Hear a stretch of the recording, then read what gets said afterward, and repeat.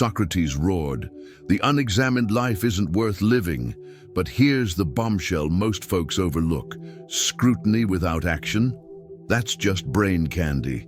Right now, as this video rolls, a wild chat's exploding in your skull, reliving yesterday's cringe fest, doomsday spinning tomorrow's pitch, or nitpicking these exact words. That non-stop inner noise has hijacked your life way too long. Ancient Stoics cracked a game changer that brain scans now prove. You're not your thoughts. You're the sharp-eyed awareness watching them. You're the boss who picks which ones get your fire and which get booted like party crashers. But here's the trap where everyone stalls. They scroll Instagram wisdom, buzz for 7 minutes flat, then crash back to autopilot. Info without moves, fancy foot dragging. Today we blast past fluffy vibes into 8 ironclad tactics that have steered humans through mayhem for 2,000 plus years. Stoics nailed what trendy self-help fumbles. Real power isn't taming your world, it's owning your reactions. Tame your inner chaos, shift from knee-jerk fury to cool-headed command, and watch everything snap into place. Stoicism's secret sauce. It thrives in stealth mode. No need to Instagram your glow-up or chase ideal setups. These gems grind quietly, one choice, one thought, one day at a time. Before we charge in, if you're all in on growth and quiet strength, smash like and subscribe. Flood the comments with this: I seize my life in silence. Let's storm inward. Number 1, the dichotomy of control. Quit waging losing wars. Stoic smarts hinges on one slyly brilliant idea. Some stuff you rule, the rest, hands off. Epictetus, ex-slave who knew rock bottom, preached, true riches aren't piles of stuff, they're craving less. This bombshell blasts past cash and cars. It's laser locating your real turf. Quick audit, list every stressor frying your brain. Bosses' mood swings, teens' wild paths, market mayhem, families' career jabs, tomorrow's rain, how hot strangers rate you. Brutal fact, zero grip on any, yet how much headspace do they steal? Flip it, what's 100% yours? Your take on the mess, your gut reactions, your moves, your hustle, your core values, the spin you put on chaos. That's your unbreakable kingdom, vaster than you dream. The spark ignites when you reroute that wasted fury from doomed fights. Imagine the brain power you've burned chasing opinions, puppeteering people, or dodging every doom. That's gold. Pour it into your true zone for massive wins. Marcus Aurelius, emperor amid infernos, journaled daily. Lock into now. The present's your throne. Past, done, future, blank. But this instant, you own your breath, stance, next word, next strike. Your battle plan, grab 2 columns, my control, not mine. Next week, every stress spike slotted in. Yours, 1 bold step. Theirs, hug acceptance, release. Boom, you'll unlock magic. Worry shrinks, no more futile wars. Impact skyrockets, energy hits where it counts. Bonds deepen, no control freak vibes. Confidence explodes, real power flexed. This isn't limp surrender, it's sniper precision. Sink to your influence zone, and you're an unstoppable force in what truly counts. Number 2, the view from above. Snag cosmic zoom. Marcus Aurelius scrawled this amid plagues, battles, backstabs. You rule your mind, not outside storms. Nail that, unlock unbreakable grit. He proved, flip your lens, flip your world.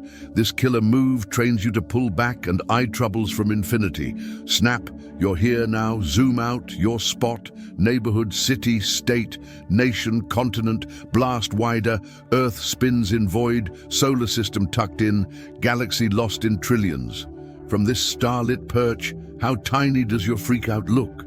This isn't about minimizing legitimate problems or pretending difficulties don't matter.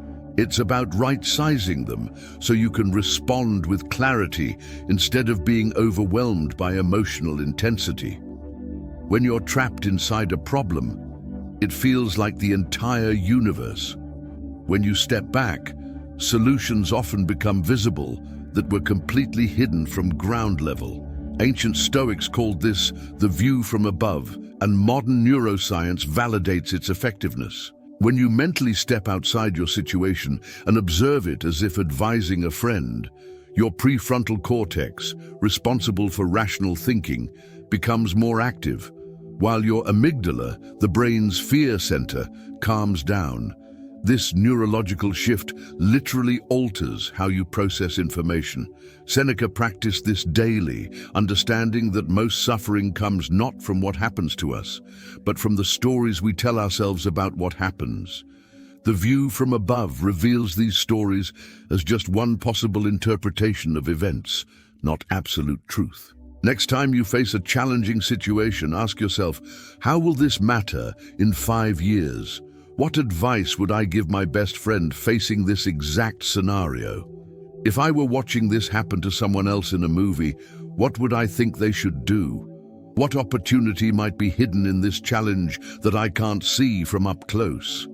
William James noted, "The greatest weapon against stress is our ability to choose one thought over another." The view from above gives you that choice. Instead of being trapped in emotional intensity, you can consciously choose a broader, more balanced perspective. Practice this daily. When stuck in traffic, zoom out. When someone triggers you, zoom out. When worried about money or relationships, zoom out, not to escape reality but to see it more clearly. This builds emotional resilience over time. The more you train yourself to step outside problems, the less those problems control you. Drop this affirmation in the comments. I choose perspective over panic in every situation. Number 3, the obstacle as the path. Transform resistance into strength. The impediment to action advances action. What stands in the way becomes the way. Marcus Aurelius wrote, introducing one of Stoicism's most transformative concepts, every obstacle isn't just something to overcome. It's actually the curriculum for becoming who you need to become. This strategy completely reframes how you view challenges. Consider how muscles grow. They only strengthen when facing resistance. Without challenge, they atrophy. Your character, skills, and resilience operate identically. The obstacles in your life aren't random punishments or evidence you're on the wrong path. They're precisely the resistance required to develop strength for your next level of growth.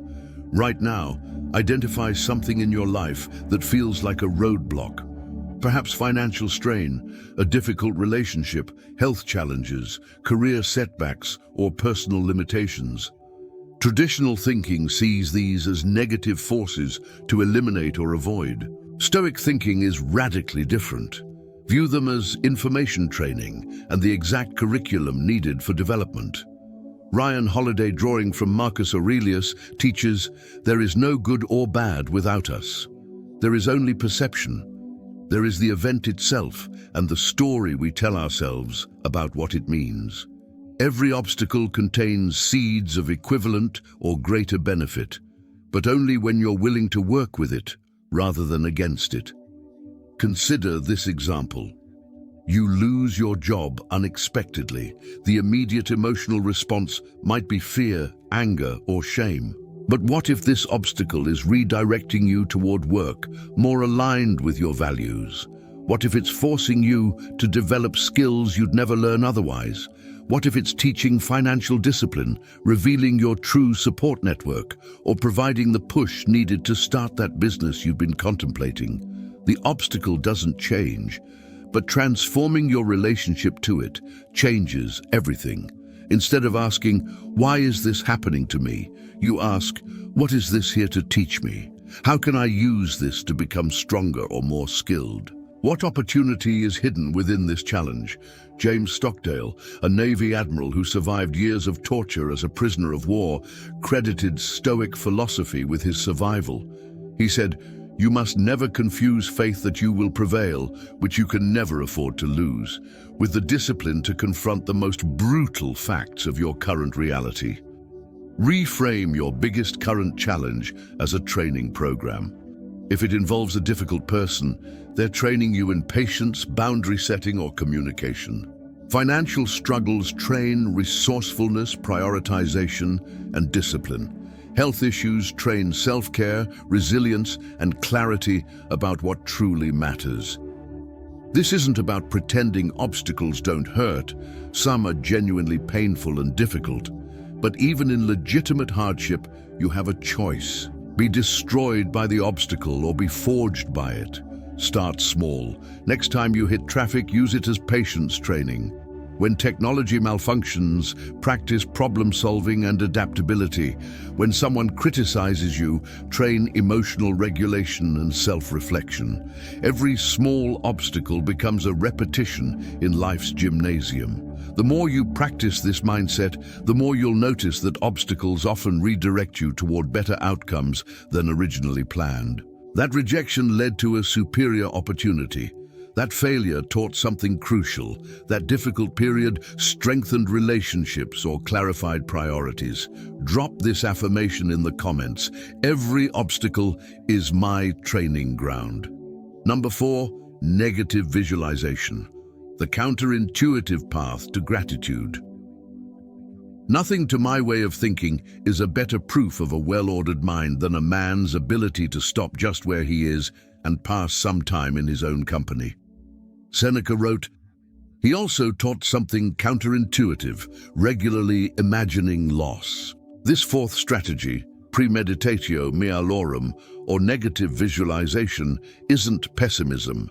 It's building unshakable gratitude and emotional resilience by mentally preparing for life's inevitable changes. Look around you right now.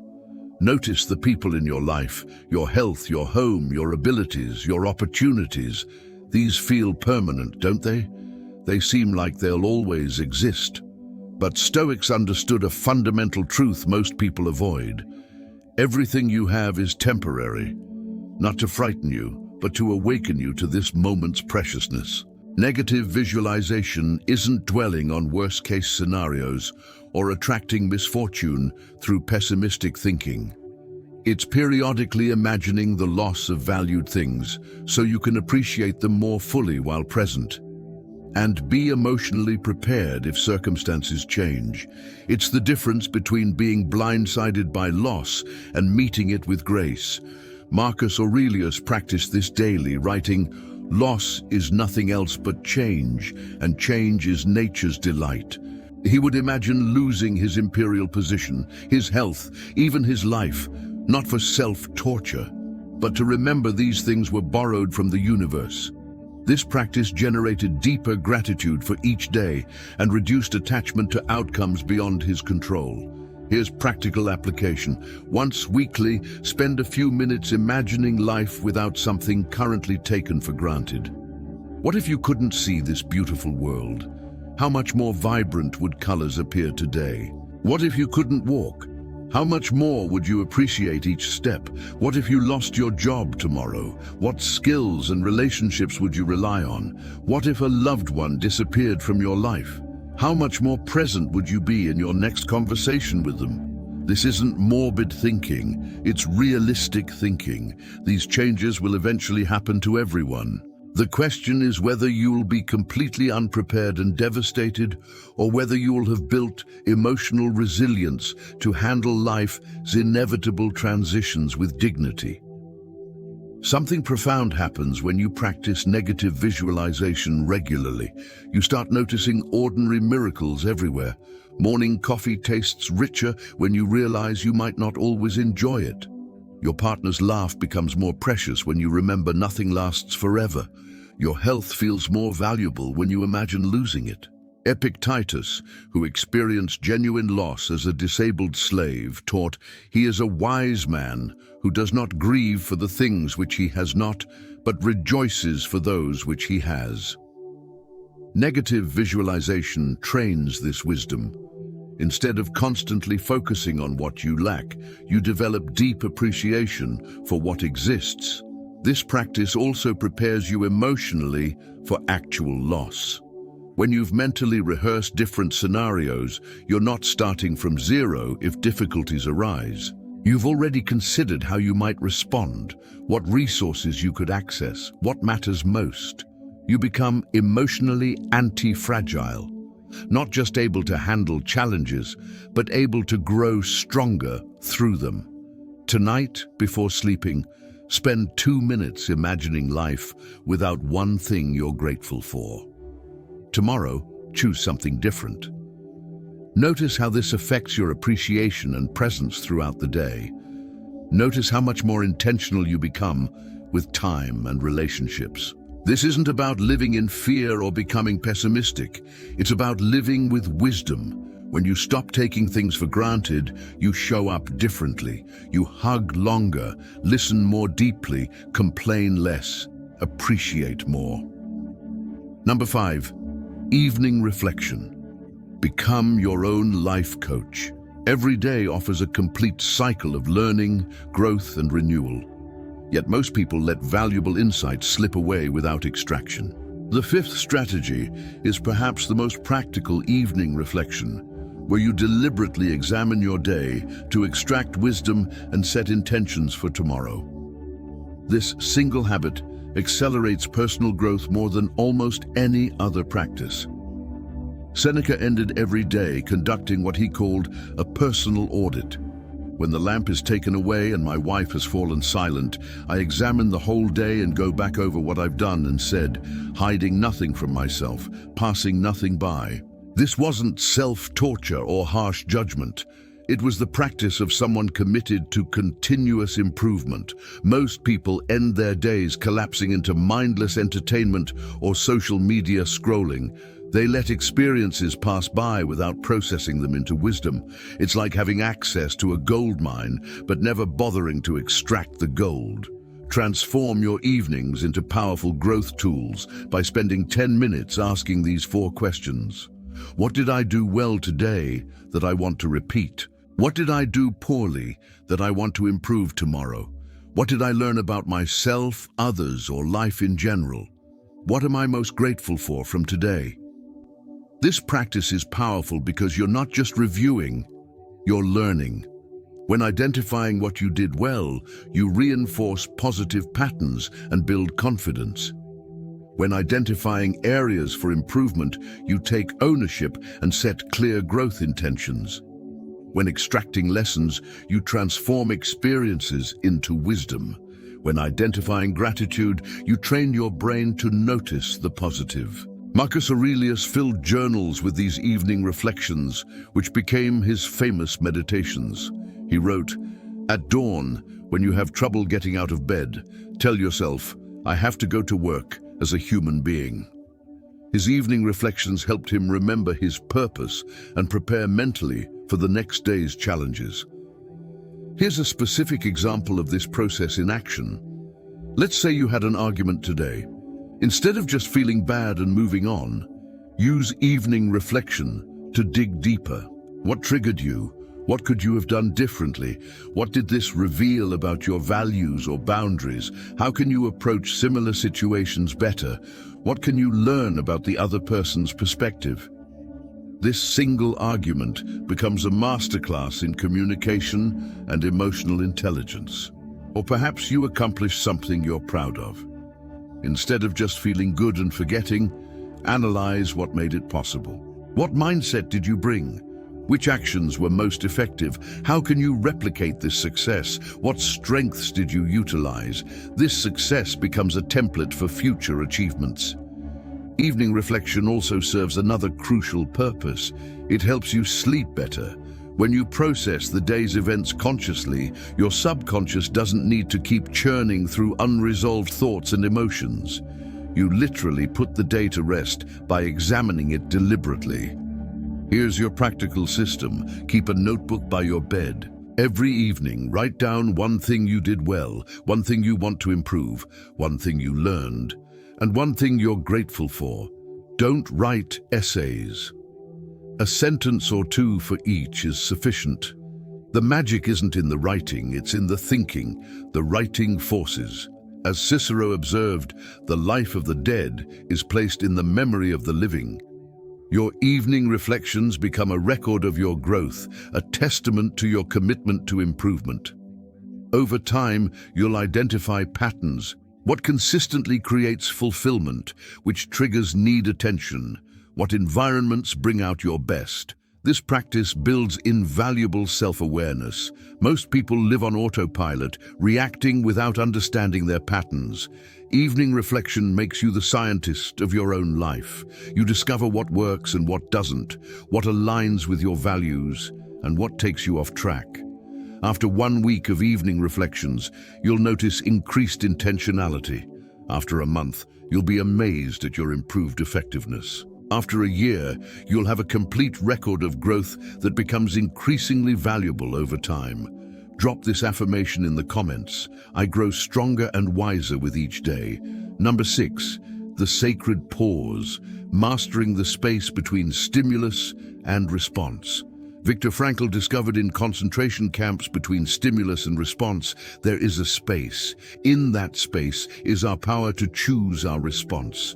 In our response lies our growth and our freedom. The Stoics taught this principle centuries earlier. The 6th strategy involves finding and expanding that crucial moment between what happens to you and how you react. This space is where your deepest power resides.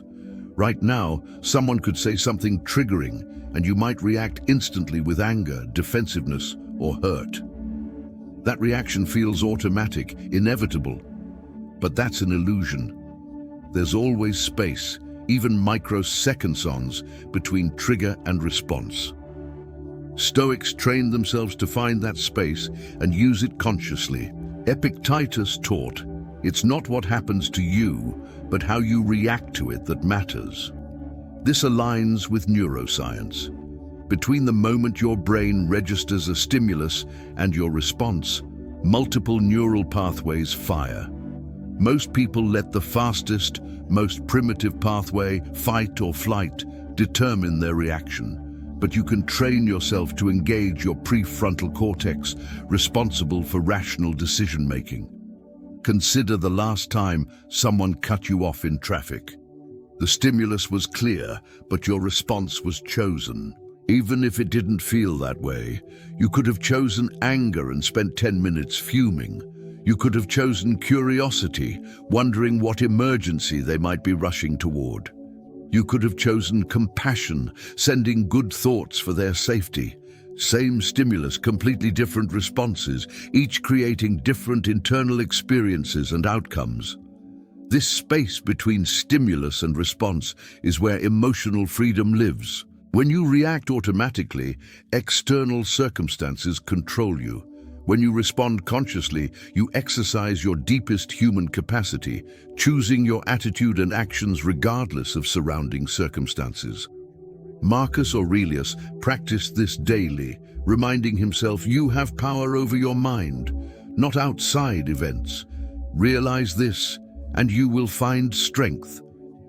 He would often pause before responding to challenging situations, asking what response would be most virtuous, effective, and aligned with his values. This pause provided access to wisdom that knee-jerk reactions never could. Here's skill development. Start with low-stakes situations. When someone makes a comment that usually triggers you, instead of responding immediately, take one deep breath.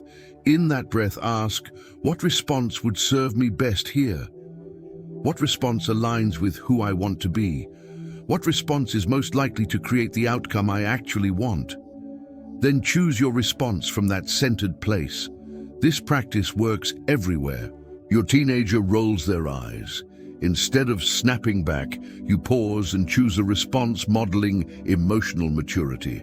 Your boss gives critical feedback. Instead of getting defensive, you pause and choose to listen for valuable information. Your partner brings up a sensitive topic. Instead of shutting down, you pause and choose to engage with curiosity and openness. Here's what most miss. This isn't about suppressing emotions or pretending you don't feel triggered. It's about feeling emotions fully while choosing responses consciously. You can feel angry and still choose to respond with dignity. You can feel hurt and still choose strength. You can feel frustrated and still choose patience. The Stoic philosopher Chrysippus used a perfect analogy. When a dog is tied to a cart, if it wants to follow, it is pulled and follows, making its spontaneous act coincide with necessity. But if the dog does not follow, it will be compelled in any case. The cart represents circumstances. They'll happen whether you like it or not. But you can choose to follow willingly with dignity or be dragged kicking and screaming. Start practicing with micro moments. When your phone buzzes, pause 1 second before looking. When someone asks a question, take a breath before answering. When you feel the urge to check social media, pause and ask if that's what you really want right now. These tiny practices build the muscle needed for bigger moments. Owning this space makes you incredibly powerful in relationships and challenging situations. People who react automatically are predictable and easily manipulated. People who respond consciously are centered, wise, and influential. Others trust your judgment because they see you don't make decisions from emotional reactivity. Drop this affirmation in the comments. I choose my response from wisdom, not from reaction. Music. Number 7, focus your circle of influence. Stop trying to change everyone else. Marcus Aurelius wrote, "The best revenge is not to be like your enemy." Understanding that the most powerful way to create change isn't fighting what you oppose, but focusing energy on what you can positively influence. The 7th strategy involves identifying your circle of influence and directing all energy there, rather than wasting it on things beyond your control. Imagine 3 concentric circles. The innermost represents your direct control, thoughts, emotions, decisions, actions. The middle circle represents your influence, relationships, work environment, community impact. The outermost represents your concern, global politics, natural disasters, other people's choices, the past, the future. Most people spend most energy in that outer circle, feeling frustrated and powerless. Stoics focus on inner circles where they can actually make a difference. Your circle of influence is larger than you think, but smaller than your circle of concern. You can't control company layoffs, but you can influence your organizational value by developing skills and building relationships. You can't control your teenagers' choices, but you can influence them through your example, availability, and the home environment you create. You can't control political outcomes, but you can influence your community through volunteering, voting, and modeling desired values. Stephen Covey, drawing from Stoic principles, observed, "As we focus on our circle of influence, it expands. As we focus on our circle of concern, it shrinks our circle of influence." This seems counterintuitive, but proves true. When you spend energy complaining about uncontrollable things, you become less effective at influencing what you can control. When you focus on your influence areas, that influence grows. Consider workplace frustration. You can spend energy complaining about management decisions, gossiping about colleagues, and feeling victimized by disagreeable policies. Or you can focus on your influence circle, being the colleague you want to work with, suggesting constructive solutions, building positive relationships, doing excellent work. The first approach makes you part of the problem and shrinks your influence. The second makes you part of the solution and expands your influence. Seneca understood deeply, every change of fortune is a blessing or a curse according to the use we make of it. He focused on how he could respond to circumstances rather than trying to control circumstances themselves. This made him one of Rome's most influential people, not through force or manipulation, but through wisdom and example. The key to expanding influence is starting small and building trust. When people see you, focus on solutions rather than problems. Take responsibility rather than make excuses. Bring positive energy rather than drain it. They naturally want to give you more influence. They start asking your opinion, including you in decisions, looking to you for leadership. But here's what's crucial. You expand influence not by seeking it, but by being worthy of it. Stoics called this living according to virtue. When you consistently act with wisdom, justice, courage, and self-discipline, people notice. They may not think about it consciously, but they feel safer around you. Trust your judgment more and become more likely to be influenced by your example. This also works in reverse. When you stop trying to control things outside your influence circle, you free enormous amounts of mental and emotional energy. Consider how much time you spend worrying about news you can't influence, others' opinions you can't control, or past decisions you can't change. That energy could be redirected toward health, skills, relationships, contribution, areas where you can create positive change. Here's practical application. List everything currently stressing you. For each item, ask, is this in my circle of direct control, my circle of influence, or just my circle of concern? For concern items, practice acceptance and letting go. For influence items, identify one concrete action you can take. For direct control items, take immediate action. As Lassus observed, the sage does not attempt anything very big, and thus achieves greatness. Focus on what's immediately in front of you. Do it with excellence and watch your influence naturally expand. People notice competence, integrity, and consistency. They're drawn to those who focus on solutions, take ownership, and create positive change, rather than just complaining about what's wrong.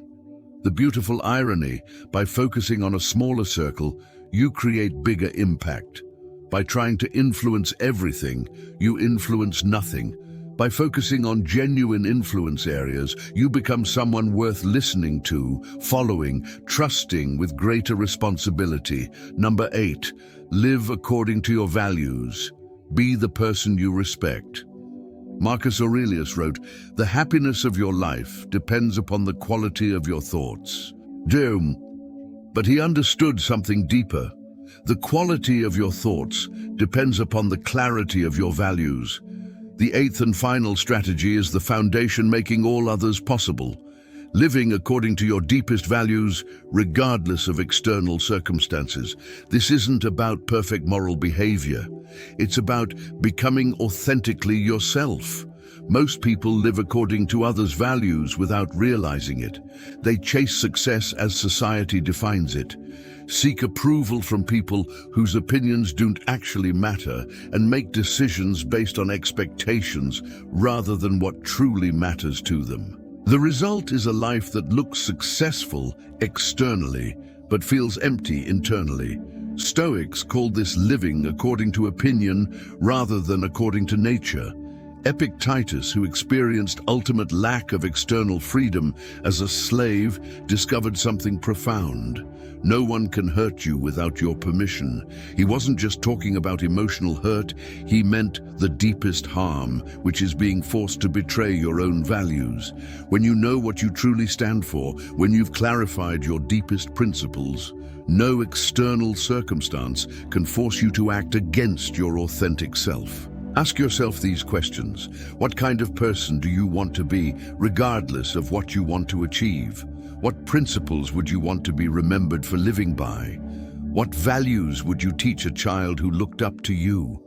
What matters so deeply that you would sacrifice comfort, convenience, or popularity to honor it? These aren't easy questions, but they're the most important you'll ever answer. Stoics identified 4 cardinal virtues forming the foundation of meaningful life: wisdom, justice, courage, and temperance. But your personal values might be expressed differently, perhaps as authenticity, compassion, growth, service, creativity, or connection. Specific words matter less than deep reflection and conscious choice. What matters is identifying what truly matters to you, not what you think should matter or what others expect to matter. Viktor Frankl, drawing from concentration camp experience, wrote, "Everything can be taken from a man but one thing, the last of human freedoms to choose one's attitude in any given set of circumstances." This is the ultimate Stoic insight. Your values, character, and choice of response cannot be taken unless you give them away. Here's where this becomes practical and powerful. When you're clear about values, decisions become easier. Should you take that higher paying job requiring integrity compromises? Your values provide the answer. Should you stay in a comfortable but non-growing relationship? Your values guide you. Should you speak up about something important despite discomfort? Your values supply courage, but value-based living isn't always easy. Sometimes it means disappointing people, turning down opportunities, or facing criticism. Sometimes it means admitting you were wrong, making difficult changes, or standing alone. Seneca understood, every new beginning comes from some other beginning's end. Living authentically often requires letting go of who others expect you to be so you can become who you truly are. Value-based living creates what psychologists call intrinsic motivation. You're no longer dependent on external rewards or approval for fulfillment.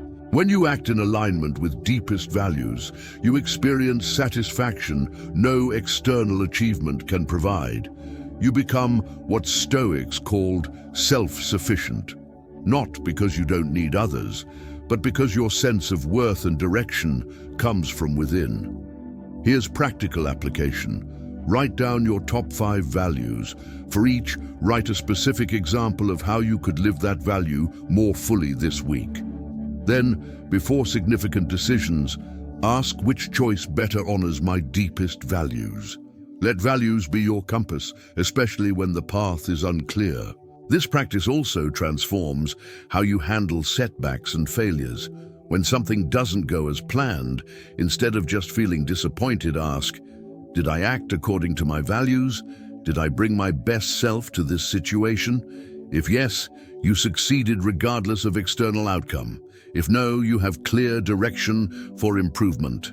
As Maya Angelou observed, a man's character is his fate. Values shape character, and character shapes destiny, not through magical thinking, but through practical reality. People of clear character make different choices, attract different opportunities, and create different outcomes than those who drift without clear principles. Stoics believed the only true success is becoming the person you were meant to be, living with virtue, wisdom, and authenticity regardless of external circumstances. This final strategy brings together all others. Mastering what you control, maintaining perspective, using obstacles as growth opportunities, practicing gratitude, reflecting for continuous improvement, choosing conscious responses, focusing your influence, and grounding everything in your deepest values. These 8 Stoic strategies aren't just ancient philosophy, they're a blueprint for taking control of your life starting today. You now possess tools that have helped people navigate challenges, find meaning, and build resilience for over 2 millennia. The question isn't whether these strategies work. History has proven they do. The question is whether you'll use them. Marcus Aurelius reminded himself daily, confine yourself to the present right now in this moment. You have a choice. You can close this video and return to old patterns of thinking and reacting, or you can choose one strategy and begin applying it immediately. You can continue letting external circumstances control your inner world, or you can start organizing your life from the inside out. Stoicism's beauty is that it works in silence. You don't need to announce your transformation or wait for perfect conditions. You can start mastering the dichotomy of control with your very next thought. You can practice the view from above with your current challenge. You can turn today's obstacles into tomorrow's strength. You can begin appreciating what you have before it's gone. Remember, these aren't dusty ideas to nod at. They're battle-ready weapons to wield. Stoics were gritty doers, forging fixes for raw, real pain, not ivory tower dreamers. They hammered out these tactics in the brutal coliseum of life, staring down disasters with razor-sharp wisdom and unbreakable poise. Your life screaming for you to grab the reins. Not on every curveball fate hurls, that's a fool's chase, but on the unbreakable you who rises from the ashes. That's 100% your call. Launch today. Start tiny. But for the love of grit, just start. Before you bolt, smash like if this dropped real firepower in your hands. Blast it to that friend drowning in chaos. Roar below, which tactic lit your fuse? And subscribe. Your epic quest to a laser-sharp, mission-driven life is igniting now. Ancient Stoics sculpted empires in stealth, forged legends in shadows, and flipped the world with quiet thunder. Your spotlight's blazing. Drop this final war cry in the comments. I seize the throne as architect of my destiny.